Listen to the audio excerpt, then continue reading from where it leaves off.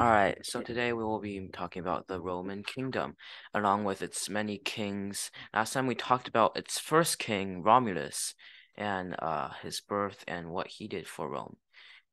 Um, so now you may notice behind like the picture there, this this picture here, this structure is the Ark of Janus. Does anybody know what who Janus is? Does anybody Is know? he some kind of like historical figure? Um, he is like very historical, but he isn't like exactly a historical figure. Anybody else want to guess who Janus is?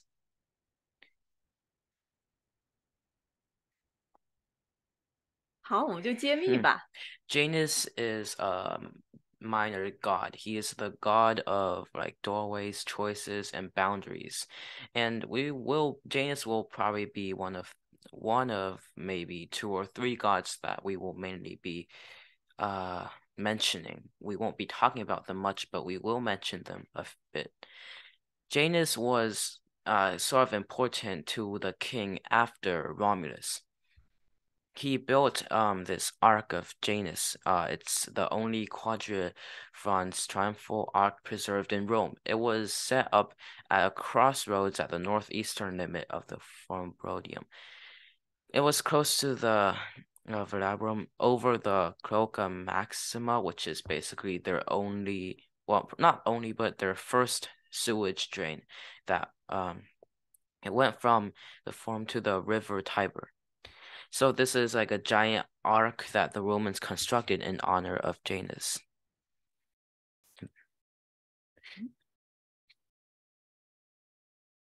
All right, so after Romulus's death, Romulus was actually taken by the gods, as they say, during a storm.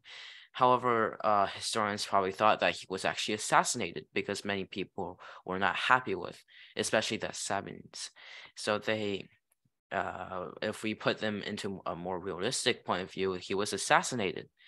And since the other Sabine king was also dead, some people say Romulus killed him. Both Rome and Sabine, who were actually the same country now or city, were left kingless. At the time, this wasn't like the Roman Empire or the Roman Republic. Right now it was the Roman kingdom, so they used kings. So after Romulus's death, Rome was left kingless. So the Senate was in charge for quite a while until they picked out a Sabine man called Numa Pompilius, to be the second king of Rome. Has anybody heard about Numa before? We all know like how Romulus is probably the most famous. You guys probably heard of Romulus before, but I don't think much of you have heard about Numa before. He wasn't as well known, but he was also very celebrated because he hated wars. He kept peace during his time of reign, and he did so by establishing many new things that would lead Rome and Sabine together. So when his mother was from Latin descent and his father was Sabine. And after his wife died, he went into retirement. However, the Senate wanted him to become the leader of their city or their small country now. Of course, he didn't actually want to, but they promised him with wealth and riches, and also the Romans approved of him as well because the only reason they had two kings was because Rome and Sabine wouldn't actually they didn't actually merge because they were still separate. They just worked together. And now Numa, his mother is Latin and his father is Sabine, then both sides would be satisfied with him.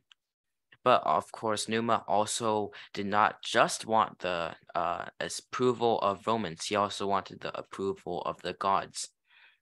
And so he went and consulted Jupiter. Do you guys still remember who Jupiter is? Because we're transitioning. Isn't the god of war or something? No, that's Mars.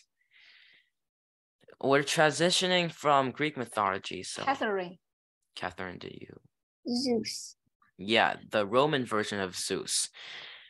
Oh my God. So Jupiter being like the head god and all, and probably the king of the gods, Numa, decided to consult Jupiter. And he got a lot of very, very good signs, like good signs that much good things will happen. And so he became king.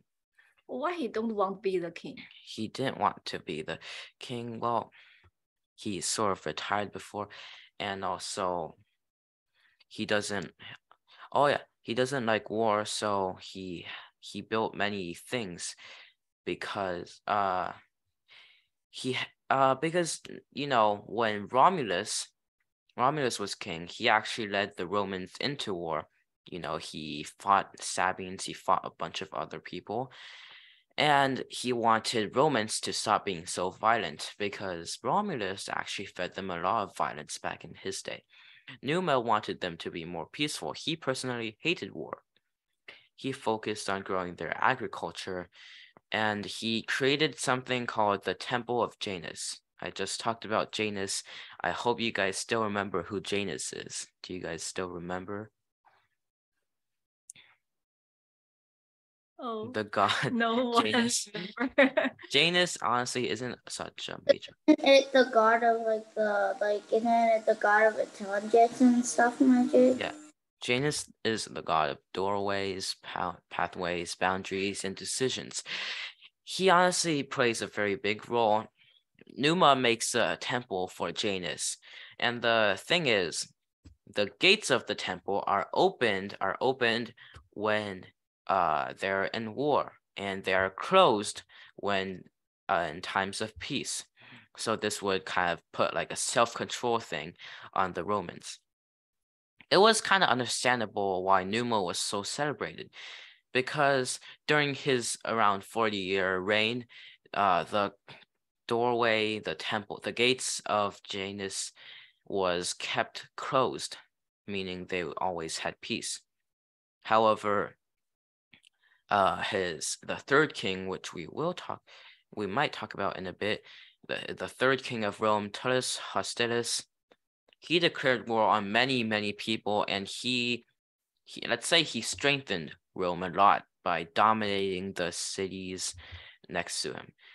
And during his time, there was almost like a 4th century period in which the Temple of Janus was open. So that was a big contrast. Numa did not like war, while Tullus Hostilius, I can't say he loved war, but he did reign a lot of war. A lot of war happened when he was king. But anyway, let's talk more about Numa. This picture is a landscape with the nymph Egeria and King Numa, made by Claudine Lorien. So you guys might be wondering why the nymph. We will talk about that. So ignore the question for now because that's going to come later. Numa is let's say he is very accepted by the gods, maybe some above others, because he would go into the forest every day and then wearing the priest clothes, they're called priest togas. He goes into the forest and then he comes out, he holds an assembly and says, we should do this. And he did this so that, and he said that he was talking to a nymph. This nymph is called Egeria. And he did this so he could unite the Sabines and the Romans under his control. That way, they would believe that they are actually receiving orders from the gods instead of Numa, because a human isn't as terrifying or as able to control as a god. So he would he would put up a bluff, making them think that he was the messenger of the gods, so they would listen to him. So now here's the question. Do you guys actually believe that Numa actually was talking to the nymph Egeria?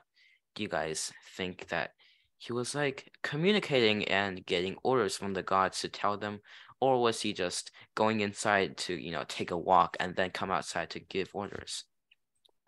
He was probably like going outside to take a walk and coming outside. Like he probably just got the idea saying, "Hey, I want like peace, and I need my people to listen to me, and I want them to like listen to me a lot because like it's the God's order." So that he probably just bluffed and then said that he met a nymph and that the gods told him to do that. Mm-hmm.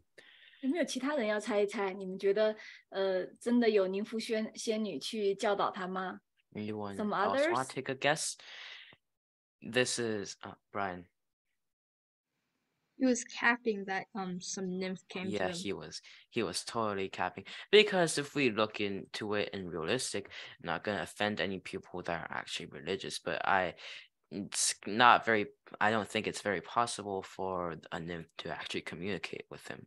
It was highly likely that he just went in, maybe for a private place to, go to the bathroom. So he used this, he like faked, he probably faked the God's orders, like orders that normal people would not disobey, because if they can't disobey, so he would indirectly pass on the false orders, so that people would actually listen to him. So do you guys think that this is a good thing to do? Do you think he's doing this for the good? Do you think when he's giving out false information, but it's still like, the things that he do, he's actually a very good king. Nobody wants that much war, because you get separated from your families. There's a possibility of losing and such. So maybe did he do it? Do you think it's a good thing for him to give out false God orders, or is it a good thing that he's actually using his lying skills to keep order? Which one do you guys think? I think he's like it's good for him to because he's for example, if there's something that his people keep doing, then he just and then nobody listens to him, then he can just go into the forest and come out and say, "Oh, a nymph talked to me and they told you to do this and that. Yes. You have to listen to the gods or else you'll be cursed." Basically, Zeus said you have to do something. It's sort of like, have you guys played Simon Says before? Yeah. Yeah, it's sort of like that, except it's actually you use the game Simon Says as a way for them to get them to do what you want them to do, because I don't think there's actually a Simon there. It's just you saying that, oh, Simon says, be peaceful. That's basically what Numa is doing here. He's making a sort of authority figure that you cannot defy. He's making a puppet that gives out orders. He's making himself seem like that puppet, except he's actually playing himself. Yeah. So now another Harry Potter reference.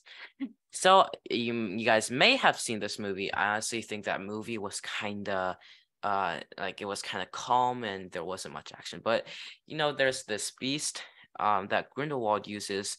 He actually kills he actually kills the beast.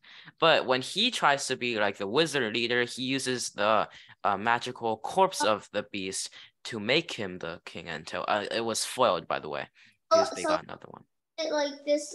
I watched this movie before. It's the mythical monsters. Yeah, mystical creatures. Creatures, and then there's this deer, and then he killed the deer and then made the deer alive again by himself, and so the deer likes him, so the deer just comes to him to choose him as the king. Yes, but he's just a plain trick. Of course, the deer is actually a puppet. So basically, it's not a deer. It's Qilin. It looks like a deer, but we can call it like a deer. It's Qilin. Okay, so what Numa did, he kind of made a puppet, like he made himself an apostle of the gods, like a messenger of the gods. He made himself a messenger of the gods to tell everybody else to do. And in this case, Grindelwald made this dead body. He made a new messenger of the gods and made the messenger tell him to tell everybody what to do, because Romans can't defy God and the people can't defy this creature. Yeah, so it's like the same logic. He used something to tell everybody what to do because they fear they need to listen to the authority. 特里劳尼教授是不是也是这样的一种人呢？ Yeah. 就是经常做预言。 And there's also Chen Wan Li, the professor. I don't know how to pronounce her name, but that divination teacher in Harry Potter. She says a lot of prophecies, and she uses them. Of course, I think she kind of mirrors Cassandra because she gives out so much weird nonsense all the time that Harry never actually believes her, and when he does believe her, it's already too late for that. All right, we're gonna watch a video. I'm not going to show the part where he kills the deer because that's just sad. Once again, 麒麟。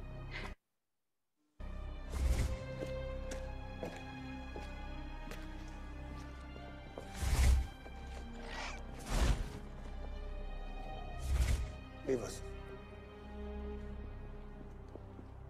Show me.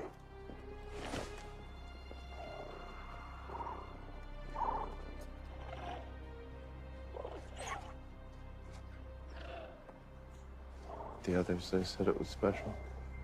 Oh, it's beyond special. See its eyes. Those eyes see everything. When a children is born, a righteous leader will rise to change our world forever. That birth brings change, greetings, to everything. You did well.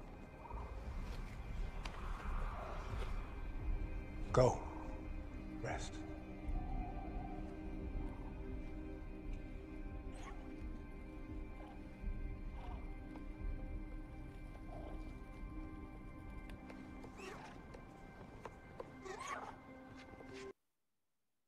I'm stopping here because I think he's about to kill the cheating.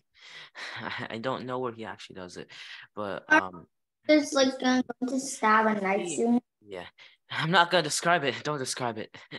So in this courtyard is sort of like his forest, right? His forest. He's gonna communicate with the cheating in secret, but actually in reality the cheating is already dead, and he's going to just forge, like it's forgery. The information that he's getting is fake. Like he made the fake information and he's going to spread it around claiming that it's true because it looks so true. But when you realize that it was actually false information and the authority figure was actually just a puppet. So now we're going to go back to Numa, right? So this Numa, you guys may think how is okay, I'm gonna ask this in the format of a question. How do you think kingship passed on in Rome? How do you think kingship passed on? I think king should be like re-elected, like re-elected by people to be, like, if the first king dies, they just do a democratic kind of thing. Yeah. But back then Rome wasn't such an empire yet, so they were like lifelong term presidents. You know how our presidents, they last for 4 years, maybe some more, but they are like kings, and like they go forever until they die. Until after they die, Rome goes into grieving for like a few days, and then they re-elect a new one. However, there are a few, maybe 1 or 2 exceptions to that. There were only, I think, 7 kings of Rome in total, the first 7. Numa Pompilius was elected, and he was not a son of Romulus. Romulus did have descendants, but they were not king. So the artist of this picture, Claude Lorien, they were actually they didn't dedicate their whole life to drawing. At first, they were actually poor. They were shepherds, but shepherds are actually very high paying jobs, because who knows, maybe you'll find a baby down the river and maybe it'll be the king of the great country that you're living in. This almost happens every story, most stories. How shepherds found Romulus and Remus. Shepherds found so many great kings, and I don't know why they have so low paying jobs. However, they did work in other jobs as well until they finally started to draw, and then they got famous for drawing, and everybody wanted to commission a drawing, even the Senate, the king, and everyone. This drawing called Landscape with Nymph Egeria. Now we kind of know, well, King Numa and Nymph Egeria, they're talking while looking at the landscape. Of course, maybe it might just be King Numa talking to himself, because we don't know if the nymph actually existed. But, okay. Next is Next is a small story about the reign of the king after Numa. I did mention him a bit earlier. Do you guys still remember his name? Brian?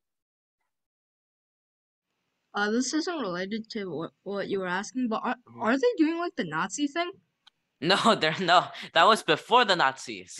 It's a salute, okay? It's a Roman salute. The Nazis so Nazis, they adopted that salute, and then now the Nazi salute is more known than its origin, which is the Roman salute. Now, because it's so well known about the Nazi salute that this is kind of forgotten. That's what I thought too at first, but Romans are much older than Germans. Don't get wrong ideas. No, wait. At first, I thought like that those people were like going to pin him to the wall and like stab him to death or something. Oh no, that's their father. They wouldn't do that. Except for all of those Greek tragedies in which the sons kill the father. Anyway, this picture is called Oath of Horati by Jacques Louis David. Jacques Louis David made a lot of these pictures and drawings, so we may be revisiting his drawings later. Do you remember we talked about David before? Yeah, we did last history. Yeah, he did draw a lot of these. Anyway, here's the story. So basically, Tullus Hostilius, the third king of Rome, he declared war on a lot of people. Do you remember when Romulus and Remus, when they gained back the throne of their original city, which is called Alba Longa, they actually did not take the throne. They gave it back to their grandfather, and then they left to create their own city, and that is how Remus died, because they argued on where to build their city. But do you guys know what happened to Alba Longa? Yeah, I'm pretty sure you guys didn't hear about it, because now you guys are going to hear about it. Tullus Hostilius, he attacked and waged war on most of the surrounding cities to gain power. He then including Alba Longa, so they went to war. However, they were very close, like not like the distance-wise they're still close, but like emotionally, many of the now Roman people have family in Alba Longa, so they don't actually want to go to war. So instead, based on the picture, do you guys have any guesses on what they did instead of sending giant armies? Sending people by people and then letting people die and then sending more people. That's like an army except split. So, but you were pretty close. They sent 3 fighters and they had a duel to the death. The 3 fighters, of course, were chosen randomly. I bet you guys probably thought choose the best of fighters, but of course no, because on the war, the armies, they kind of get mixed up, so you have to choose randomly. So on this, I don't think they actually chose that randomly, because on this side, the three are brothers, and this crying woman here, her name is Camila, and Camila, it's so okay. So those three people are her brothers, and on the opposite side, one of those three people from Albalonga is her husband. Another three. Yeah, Another three brothers. Yeah, they're the Horati, and this is the her Kuriati. Okay, so they have sort of like organization names. So this is the three brothers swearing an oath to their father, that they will fight and retain the pride of Rome. It's not the Hitler salute. Okay, so basically, what's the thing is, I'm gonna say it in like a narrative. I'm gonna go over it again. Instead of the two cities sending their armies to war, they agreed to choose 3 men from each city. The victor in that fight will be the victorious city, having representatives fight instead of a whole army of representatives. From Rome, 3 brothers from a Roman family, the Horati, agree they are going to end the war by fighting the 3 brothers from another family of Alba Longa. They're called the Curiati. And they are willing to sacrifice their lives. So that's where the oath comes in. However, in the bottom right corner, a woman crying while sitting down. Her name is Camilla. I mentioned him earlier. And she is the sister of the Horati brothers, the ones doing the oath. I'm not going to do it. But is also married to one of the Curiati fighters.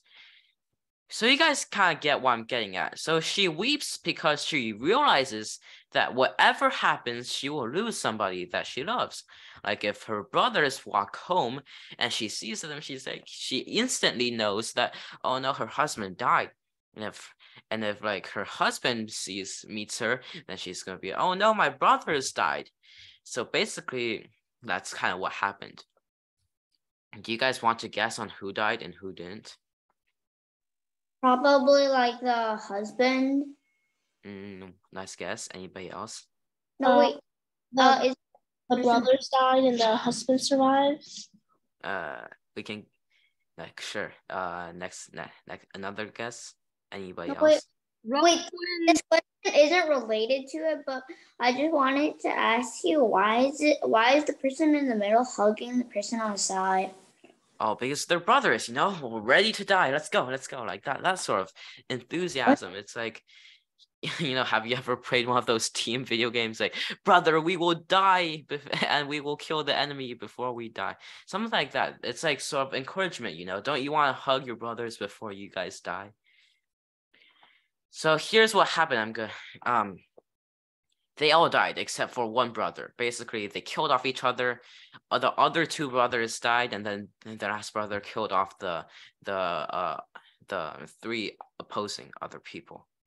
So when Camila saw him walking back, drenched in blood, carrying their weapons, she cried because she knows her husband died, and her other 2 brothers died as well. But then the last surviving brother then killed Camila. He's like, why are you crying? We won for Rome.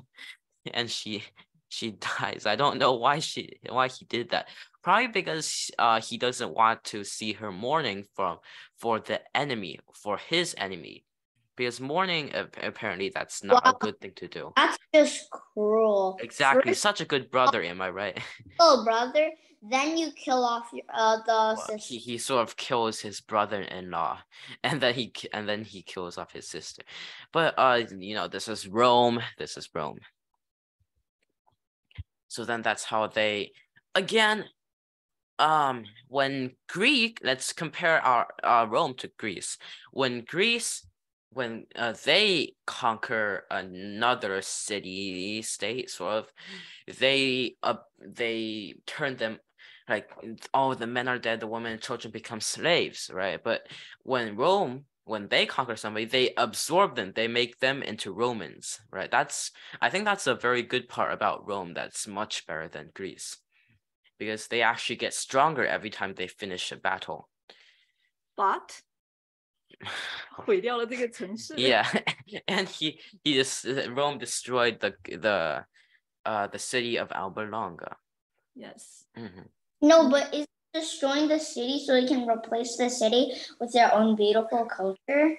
It was because Rome was scared. Rome was scared that Alba Longa might recover and then defeat them from the inside. So in order to stop that, they destroyed their city. Basically, So they were like sort of forced to surrender, because even if they didn't surrender, they could have still just made a resistance in Alba Longa. No, Rome crushed that. Yeah. So like eventually they just like burned the whole city out because they thought houses were gonna attack them or something. Oh. If you're, this is why in most of those books, there's always the villain that's super strong, and then like the cool sensei, the cool mentor of the hero that is much stronger than the villain, but always dies, probably because sickness, old age, or something. And the villain always tries to kill the cool mentor because the villain is scared. Let's take Harry Potter again. Another Harry Potter reference. Let's go. You know how Voldemort is always scared of Dumbledore because he knows that Dumbledore is stronger and could defeat him. So he eventually plots and has Snape kill him. So basically, once Dumbledore is dead, Voldemort is the strongest, and he doesn't need to be scared of anything now. That's how it usually goes. You kill off those that are potentially or already stronger than you, so you would have no competition. So you can actually stay, safe and happy. Nothing would threaten you. That's like the villain logic right there. All right, so now it's a pre-brink, so I don't. But if you were Camilla, the sister that we mentioned in the story, who would you support? The Horati, which is your brothers, or the Curiati, which is your husband? I would support the Curiati because I know that my brothers would eventually kill me. No, pretend that you don't know that your brothers would kill you. Then I support Curiati. Why? Because I don't. Because husbands are important. Oh. I would not say choose Horati because that's 3 of your brothers, and on Curiati is only 1 of your husband. Others? Anybody else wanna give your opinion on this? I choose Rome because family more important than other family. Yeah, Yes. family, yes. Okay. All right, so now we're going to talk. Tarquin is actually one of the last. So there was after Tullus Hostilius, it's another king which we won't be talking about today. After him is Tarquin the Elder, Tarquin the Elder, which is the 5th king. So he came in, but he was not but the sons of the 4th king was actually very mad that they didn't get the throne. So they actually killed Tarquin the Elder. Tarquin the Elder, then he sort of adopted a little slave child. The slave child was actually the slave child was called Servius Julius, by the way. I'm gonna call him Julius. Don't think he's Caesar. That's just the same name. Okay, Servius Julius. Servius Julius was descended from a noble family, but he was later turned into a slave when their country lost the war. So Tarquin took him under his wing and raised him as if he was going to be the heir. And when Tarquin was assassinated, his wife deliberately prevented the news of his death escaping. So on the outside, it would seem like Tarquin isn't dead and he's ruling. He's just a bit sick, right? He's going to get better. But on the inside, it's actually Julius that has been doing all the work because he has been raised to do this. He took over and he After a few days, it occurred that Tarquin was actually dead and he had been ruling. But since he did such a good job in ruling, nobody actually had anything against it. Not well, like some people did, but most people actually thought that he did well and he should keep ruling. That makes Servius Julius the first king of Rome that was not elected by the people. And he did rule for a while, but he feared that what happened to Tarquin would happen to himself, because both Tarquin and Julius was not a direct heir of the previous king. Even though that wasn't a thing, but they still felt like they should have, the sons of the previous king always felt like they should be the next king. Like, why have it end there? 我可以稍微补充 Yeah, 一下吗？因为这个就是塔克稍晚一点的北昆会 translate for me。塔克文就是第一个塔克文，他实际上他是一个外国人， Yeah. 他是从一个叫做 It's true. 伊特鲁尼亚的地方来的这个人，然后他呢是在那个罗马那个地方做生意，然后生意越做越大，然后他后来就是通过贿赂啊，然后通过这些手段，然后成为了国王。然后呢，但是他来的地方的是比罗马的文明等级更高级的一个地方。Yeah, so he brought a lot of those technology to Rome. 然后他把那个伊特鲁尼亚那个地方，比如说建造下水管道啊，然后建造很多漂亮城市建筑啊，那些的技术都带到了罗马来。然后他在罗马把那个罗马就变成一个更加美丽、更加清洁，然后也更加宏伟的一个城市。然后呢，他是在位了30多年之后突然被暗杀的。然后这个人大家都会可能是不是听到大家说他用钱来买这个职位，大家会觉得他是一个坏人。要不然你先翻译一下吧。Please translate. So Tarquin the Elder, the 5th king of Rome, he was not from Rome. He was from Etruria. That was actually more advanced than Rome, and all of their technology was later brought to here by him. He came here as a marketman, a salesman, and his like sales was going so good, and then later he convinced the sons of the previous king to go on a hunting trip while the election was being held, and then he went around convincing everybody that he was the best option. He's like, hey guys, here's my presentation about why I should be king, and then he managed to convince everybody that he should be king, and people thought it was a good idea to vote him, and he ended up being king of Rome, the 5th king of Rome. Anything else? Yes, 还有好多话还要补充一下。然后他后来呢，他到这个国家之后，因为他是一个外国人，然后大家呢其实在本地呢他并没有那么多的朋友和那么多的亲戚。然后在古代的时候，大家都知道，如果你要在一个地方成为一个有影响力的人，你一定要有一个庞大的 family 和好多的朋友。那他就想了一个什么办法呢？他就想了一个办法，把当时的元老院从100个人扩充到了200个人。Please translate. So when he came here, his marketing, his sales was going very well. He had a lot of money. He was wealthy. He could probably buy a lot of stuff. However, this is why he wasn't a king so early, okay? He had no status because he came here as an outsider. He doesn't have status. So what he did after he got the throne, he wanted more influence because nobody knew him. He had no friends here. So what he did was he enlarged the Senate from 100 to 200 people. So that 100 people that he added into there, they'd be, oh my God, he's such a good king. He put me in the Senate. So they would honestly be on his side the whole time. So that is how he got a lot of people on his side. Half of the Senate and probably more. 对，因为他原来的100个人里头已经被本地的罗马人占全了，他在那100个人里头，他找不出更多就是能够支持他的朋友，那他就增加到200个人，那200个人里头，剩下那100个人不就都是他的朋友吗？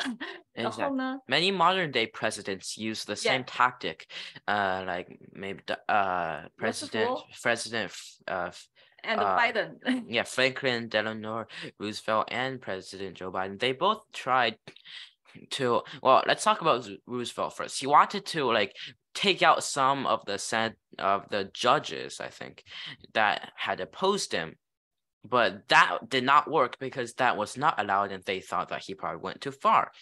So then he decided to add more judges that would actually be on his side.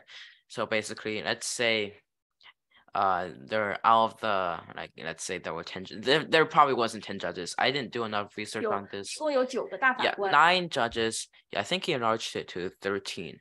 他希望把他那 He 个 wanted to, but 对 later on, some of the judges died or retired, so he could quickly fill in the vacant spots with his friends and allies. So this was a very common tactic, and sometimes if you can't decrease it, you can't root out some people that don't like you, just add more people that like you. 我们上一任的总统是谁？美国 Trump.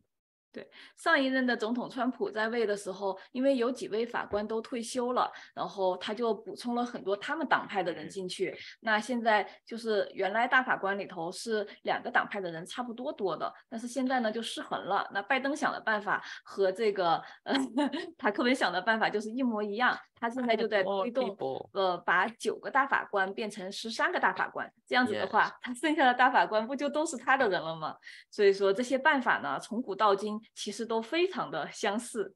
Could you please? Yeah, so yeah, that's also what Trump did. Trump also rooted out many people that actually he added retirement. Yeah, he replaced them with people that supported his ways. So now it became unbalanced. So now Joe Biden is trying to rebalance it, because that's just yeah. 是的。 Anyway, I'm gonna keep going with the Tarquin story. 对，小塔克文。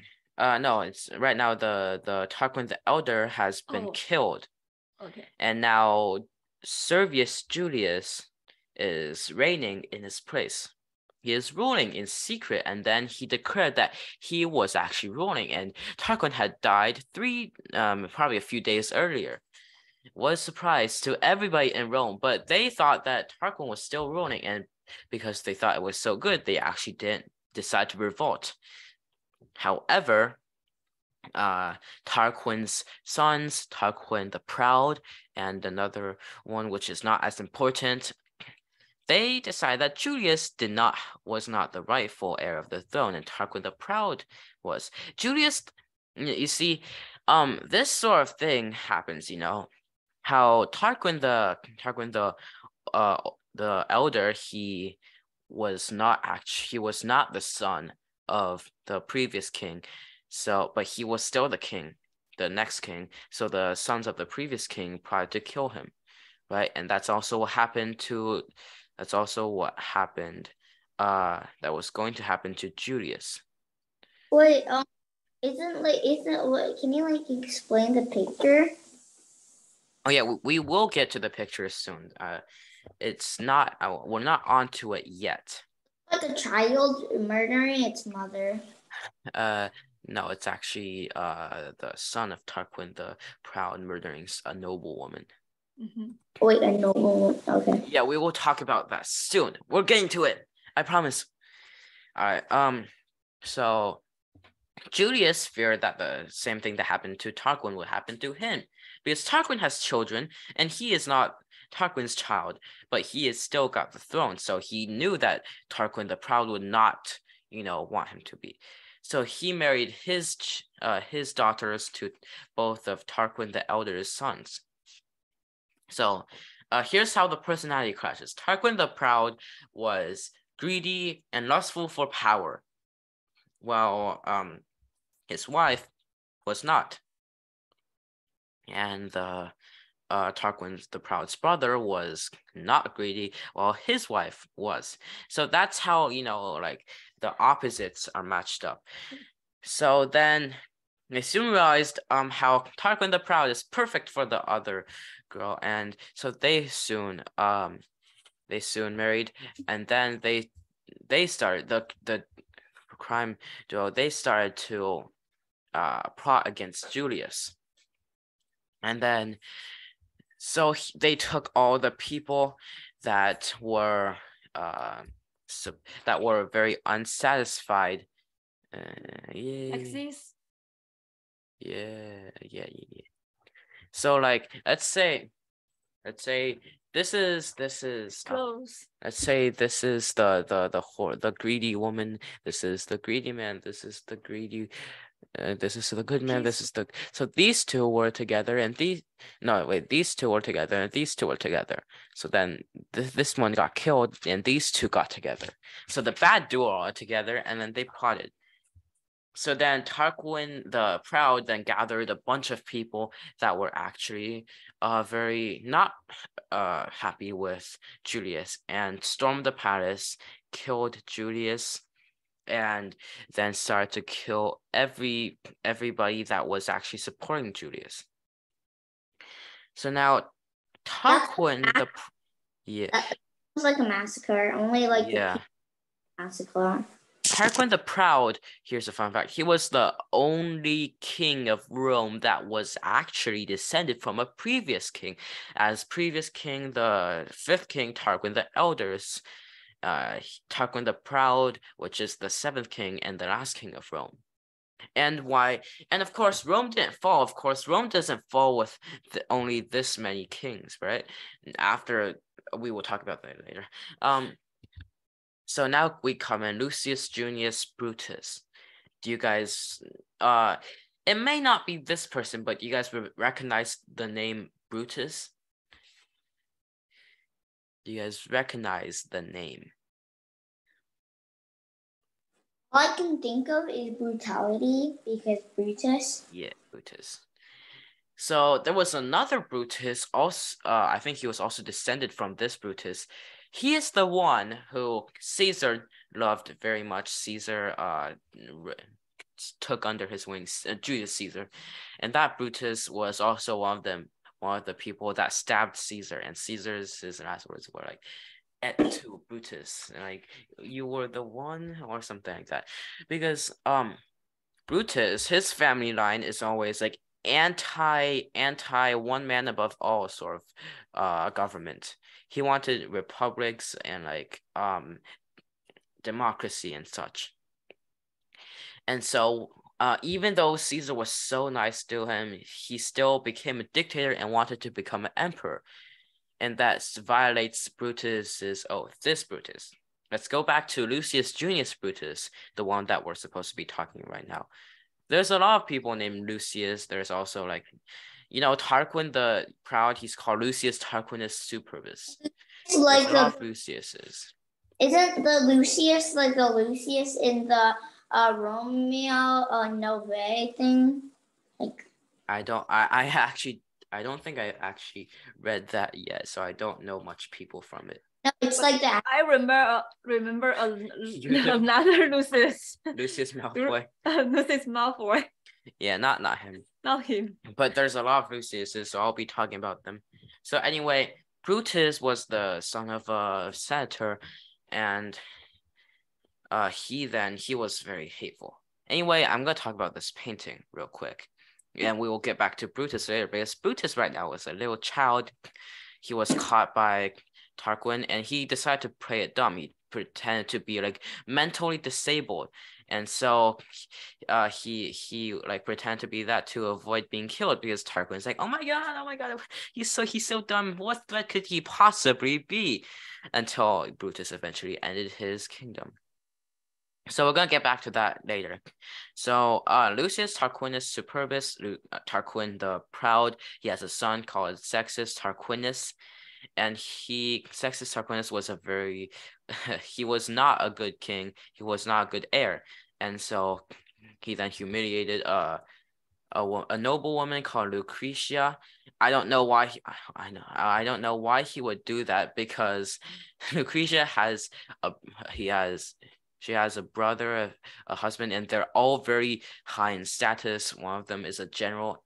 And after he did this, Lucretia sort of reported his actions to them, and then proceeded to commit suicide because of shame. So then they banished Sextus Tarquinius, which is honestly a very, very low price to pay. Sextus Tarquinius, sexist? They all are, okay. Like we talked about this earlier in the like we didn't like they did not like they always considered male to be superior until like the I don't know the 20th century, the 19th century, I don't know. Anyway, so that's what happened. This is what this painting is, made by Tiziano, Vesuvio, also Titian. 之前 Basically, 就是中国人说的提 Yeah. 香，也很有名。 and this painting is made by him. A lot of paintings are like this. He's like, I'm gonna stab you. It's threatening her, right? Anyway, Sextus Tarquinius is a very, very bad heir. So that's probably one of the reasons why Lucius Tarquinius Superbus, Tarquin the Proud, was ended. So after this, Lucretius's family and husband, they all are sort of against Tarquin the Proud now. And Brutus, let's go back to Brutus. Brutus was secretly studying the arts of the Senate and of the Republic. And so he then organizes a revolt against Tarquin. And then they proceed to exile Tarquin. And then Lucius Junius Brutus makes everybody swear an oath to never, ever have a king again, right? Never have a king again. And this is the end of the Roman kingdom and the start of the Roman Republic. However, even though they swore never to have a king again, they still needed one person at the top, because just the Senate can't actually, do that much. So he decides to put two people at top, and they were called consuls. He was one of them, and consuls would basically act sort of like a person who gives orders, not a king though, not a king. They were like really powerful military generals. Like powerful people, but not like a 1 year shift or something.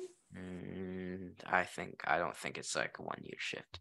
It's sort of just like king, except not the king. It's king with less power. This event was sort of like Hippias. Anybody still remember Hippias from the Peloponnesian Wars? Not the Greco-Persian Wars. No Hippias? Yeah, that's right. You better forget him. Even though I'm going to talk to him. So Hippias was a very bad ruler of Greece, and he was exiled by the Greek people, just like how Tarquin was when he was a bad ruler. Bad rulers either die or get exiled. 而且也不是因为固然是因为自己太糟糕，但是导火索都是因为自己家的亲戚不好。希皮亚斯是他的弟弟，然后也是因为这种 gossip， 然后他去抢夺别人的一个爱人，然后后来就引起了大家的愤怒，然后就导致他们都被驱赶出了雅典。那这个奥曼哲塔克文，他也是他自己虽然不受欢迎，但是他不是。At least he wasn't that bad of a ruler. Maybe he was, but he wasn't like that brutal. 但是他是因为他自己的这个儿子实在是不知道脑子是怎么想的，然后 he angered like the 20 generals. I don't know why he would do that. Yes, why? 我不知道他为什么要这么做。那布鲁图斯能不能给大家讲讲，就是傻子布鲁图斯的故事呢？布鲁图斯其实不是他的真名，他的布鲁图斯的意思就是傻子， like idiot Brutus. So Brutus, I did talk. So his father was a senator, but his father was killed, and he was left only with an old servant that would teach him the ways of the Republic at night, while he pretended to be an idiot during the day to prevent Tarquin from killing him, because he pretended to be so mentally ill, and he was so funny in that aspect that Tarquin actually had him go to like the palace every day and like, hey, what's 1 + 1? Oh my god, it's 2. It's 2. No, it's 3. And like perform a lot of these like things, like dumb things. Yes. Like a real idiot. Yeah. But so later, then everybody thought that he was an idiot, but then he went to revolt, and then oh my god, it was just an act, and that was how Brutus got to be like named idiot. And later, I think the meaning was kind of changed, but that's sort of how he secretly plotted to overthrow the kingdom and create the Roman Republic. All right. All right. Now, lastly, we will be watching a short video and then, yeah. When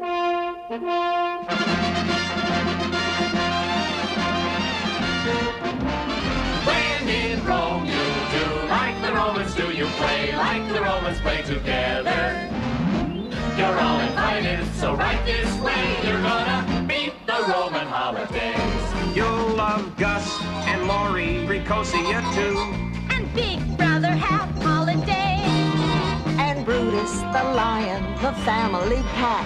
He'll eat you out of house and home as quick as that. When in Rome, we'll visit the holidays. They make everybody welcome. Hop in your chariot, come this way. Come on and meet the groovy holidays. It's open house at the Roman holidays.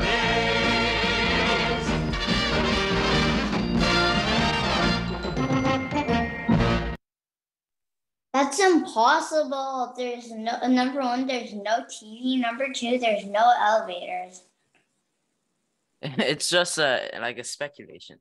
All right, we're going to talk about Brutus a bit more. So, there may be a more well-known Brutus, which is the one that stabbed Caesar, Julius Caesar. 跟大家谁知道 Julius Caesar? You guys probably know Julius Caesar, right? Yeah, I think everyone know it. Yeah, Yes. Caesar, Little Caesar. Caesar salad. Not Little Caesar's pizza. Anyway, so that Brutus actually descended from this Brutus, Lucius Junius Brutus. So their family has always followed the way of the Republic. No king, no emperor, no one on top. But Julius Caesar was already a dictator for life. And that was becoming way too much like a king, like an emperor. And then Caesar was like, I should become an emperor. And that basically destroyed everything that prevented Brutus from trying to kill him. And so that is why he killed Caesar. Even though Caesar, he like favored Brutus so much, he gave him so much good things. Like, hey, back in my day, we had to, like, he was like a parental, like mentor figure to Brutus. But in the end, when you become something that he hates, he will probably kill you. And that is how Caesar died, because Caesar became the thing that Brutus's whole family always swore to never have. One man on top, a dictator, a king, and an emperor. And then after Caesar, pretty much that the Roman Republic started to fall apart, and then the Roman Empire came into being. There were a lot of bad emperors, but surprisingly, the Roman kingdom did not last very long. So I think that was how Rome was split: the Roman kingdom, the Roman Republic, and the Roman Empire. 所以说这些都是我们接下来的几期会继续讲的故事。关于他们呢，我们很快就会在很多的故事里面听到他们熟悉的名字。在罗马呢，很多家族都是世世代代然后那么传下来的。像凯撒，他的家族可以追溯到这个阿尔巴隆加对的那个世代，他可以说是艾涅阿斯的直系后裔吧。所以说这些故事呢，我们都会在以后的这些课里头讲，也希望大家跟我们一起来看。今天我们会给大家推荐的这一部小小的很早的这个动画呢，如果大家愿意去找呢，也可以去找到来看一看。The Roman Holidays. Yeah. Anyway, and yeah, so maybe we will talk more about like the Republic, the Empire later on, and even Julius Caesar himself. Julius Caesar himself originated from Alba Longa, which is, and some people even rumored that he was a direct descendant from Aeneas. However, we will talk about their stories in the future. And I think that is it for today. Thank you all for watching. Thank you.